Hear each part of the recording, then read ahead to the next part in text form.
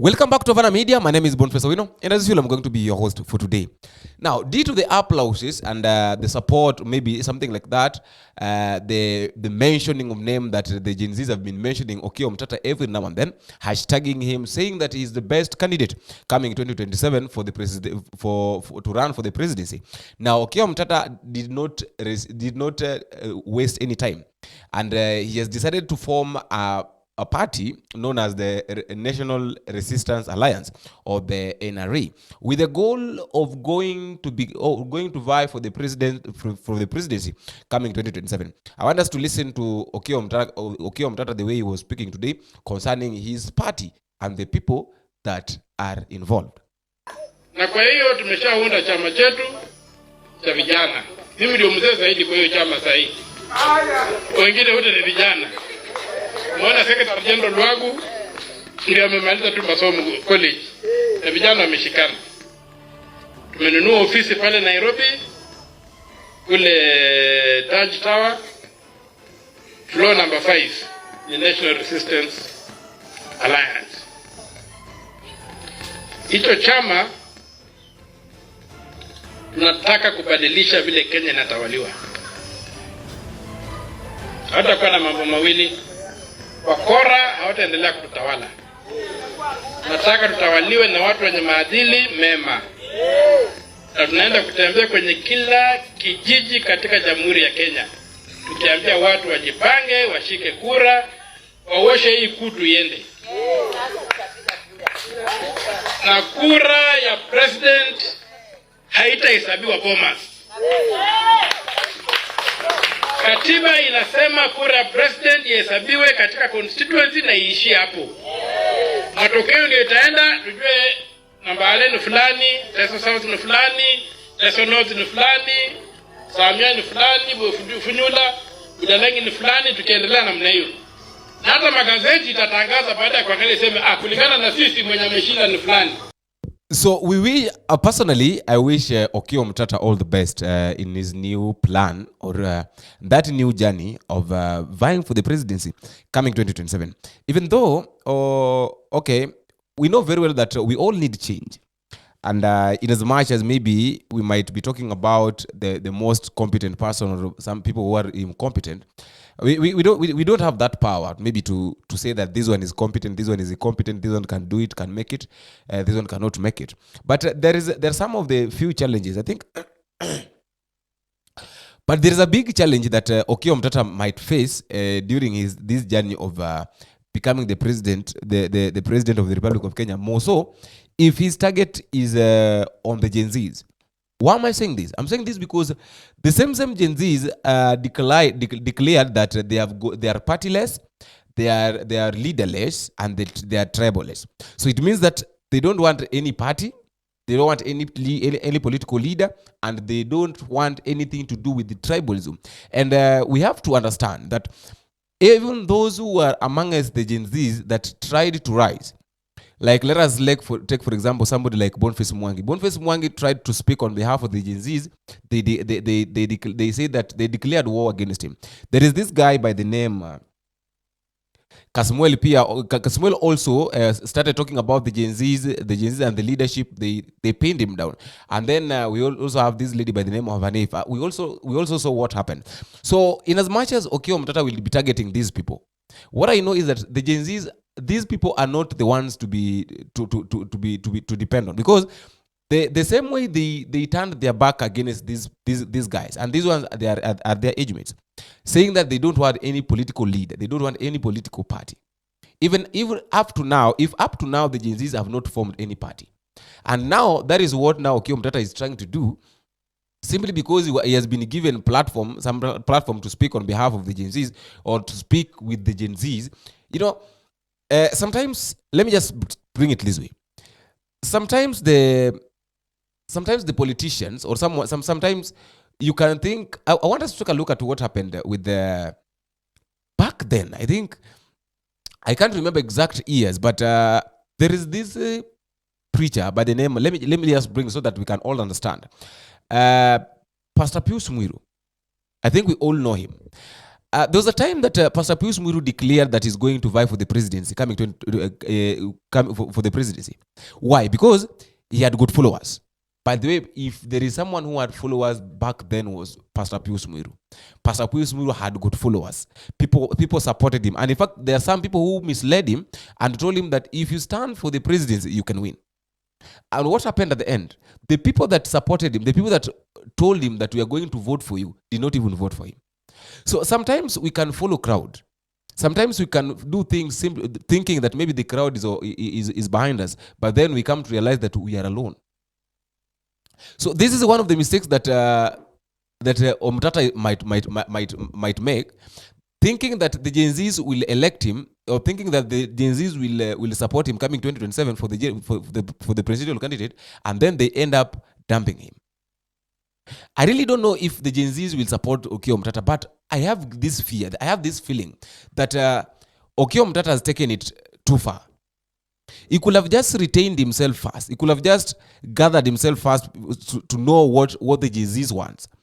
At this point, we still don't know. Okay, well, at this point, you can't tell what is in the mind of the Gen Zs, because they can wake up tomorrow and say that we are on strike. They can wake up tomorrow and say that, like, let us now look at what has happened with Raila Odinga. Who knew that the Gen Zs can turn against Raila Odinga? Who knew? No one knew. Because they are the ones that told Raila that you've tried for a long time. Now it is our turn. It is our time now to turn things the way we want them to be.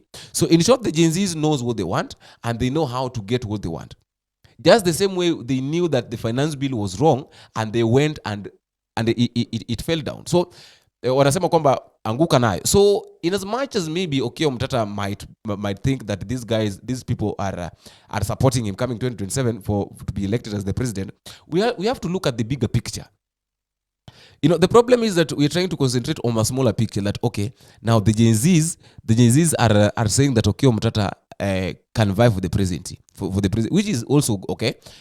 No one cannot vie for the presidency.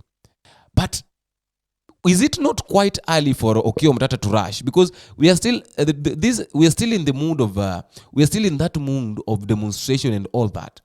We don't know the wave. We don't know next week's wave. We don't know tomorrow's wave. Maybe they can wake up tomorrow and say, they can mobilize themselves on the space and wake up tomorrow and say that tomorrow we are going to occupy State House.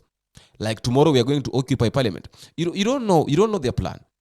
So I think, okay, according to me, I think that it is quite early for Okiya Omtata to declare that he's going to vie for the presidency. And that one, in fact, that one is even giving his competitors, is going to give the people that is going to compete with, people like, if at all he'll compete with people like William Ruto, is going to give people like William Ruto room to gather information, to look for a problem, or to look for a misconduct, and then they put in him, so that people can something like a blackmail, so that people can think that Okiya Omtata is wrong, even though we know that Okiya Omtata has never involved himself in a negative thing. So Okiya Omtata is clean. But in as much as he's clean, yes, in as much as he can be trusted, but I think it is quite early for him to make such a decision. Another challenge that Okiya Omtata might have is the issue of finance. Okay, we know that for you to run for the presidency, you must be very much financially stable. Truth be told, you must be very financially stable. If Raila Amolo Odinga, in his capacity, we know that, okay, he might have money, but Raila was seeking support from businessmen, from everyone. But now Okiya Omtata is a senator. Okay, we know that we are in that, we live in that, we are out of that era whereby if for you to be a politician or for you to be elected, you must give people money. But this is Kenya.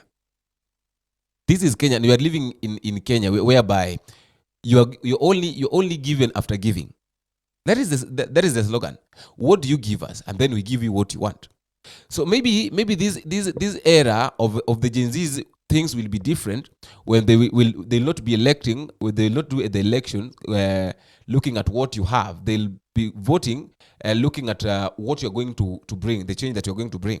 But another thing, the finance can be another challenge that Okiya Omtata might have, because first of all, you have to campaign. Campaigning, you have to run up and down, do 1, 2, 3, doing that, all the banners. And of course, if people comes to your home, maybe to talk to you, you can't just leave them to go and rest. You can't just leave them to go back like that.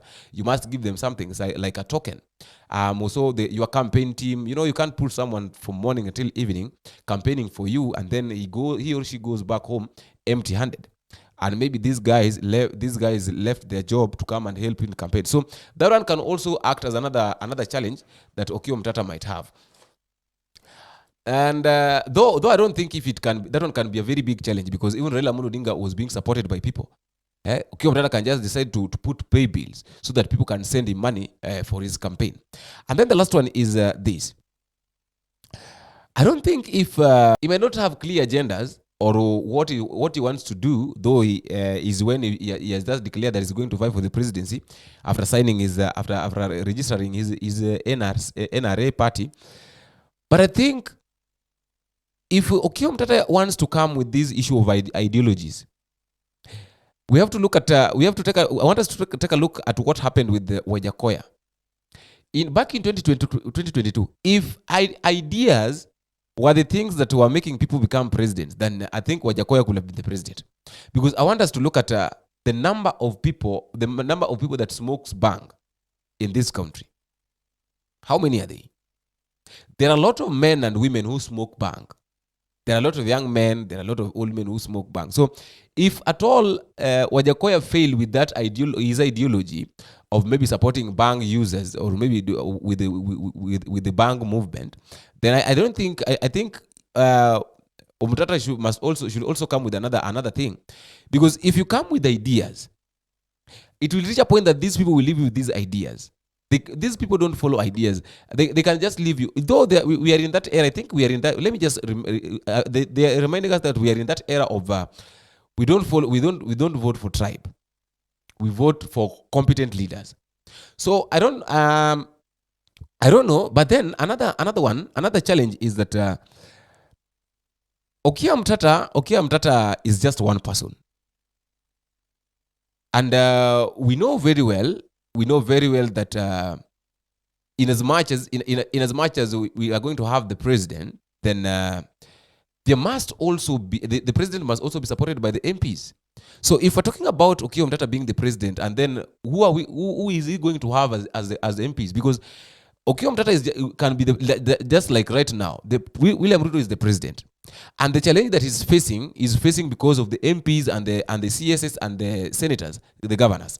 So if Omtata will be the president, who is he going to have as his cabinet, as his members of parliament, so that they can implement laws, so that they can make decisions for him so that they can try to make laws before they reach his office? So are you seeing these are the kind of challenges that Omtata might have? But then maybe if you're going to, because what I know is that almost all the leaders that are in the government, almost all the politicians that right now are ruling, 99% of them are not going to go back to the offices. 99. Let us start with people like Kimani Chungwa. Kimani Chungwa cannot go back, cannot be re-elected again. Somebody like Oscar Sudi cannot be re-elected again. Let us go to somebody like Murkomen cannot be elected to be the CS again. People like Nakuminja. So are you seeing? So, and then people like Osoro. Those are the kind of people that cannot go back to the offices. So it will also need Omtata time to look for people that can help him during his leadership. So those are the challenges that Omtata might have. Though I'm not saying that he's incompetent. He can make it. In fact, Omtata can be a very good president. But then now we must also look at the support that he's going to make. You can be a good leader, but now the people that surrounds you now are the ones that messes you up. He can make it to be a very good president, but now the problem will come with the people that will be in the parliament. Which kind of decisions will they make? Will they make decisions that can make the country go forward, or will they be decisions that will make the country sink and sink and sink? Do you think that Omtata can make it to become the president of the Republic of Kenya coming 2027? it is really going to be a challenge, and also it's going to be difficult. But let us, all in all, let us just pray and hope that all shall be well. That is just my thought and all I had. I also like to listen to your comment in the comment section. And if you're meeting for the first time, please don't forget to click the subscribe button. You can also like and share and drop me a comment and tell me where you're watching from and how these videos are reaching you. And if you're watching from another platform, you can type Havana Media and it will bring you back to the YouTube. And then after, if it brings you back to the YouTube, you click the subscribe button and all shall be well. And also don't forget to click a notification bell so that any moment there's a video that has been uploaded, you can be notified as fast as possible. Until you meet again, I've been your host, Boniface Awino. Bye-bye.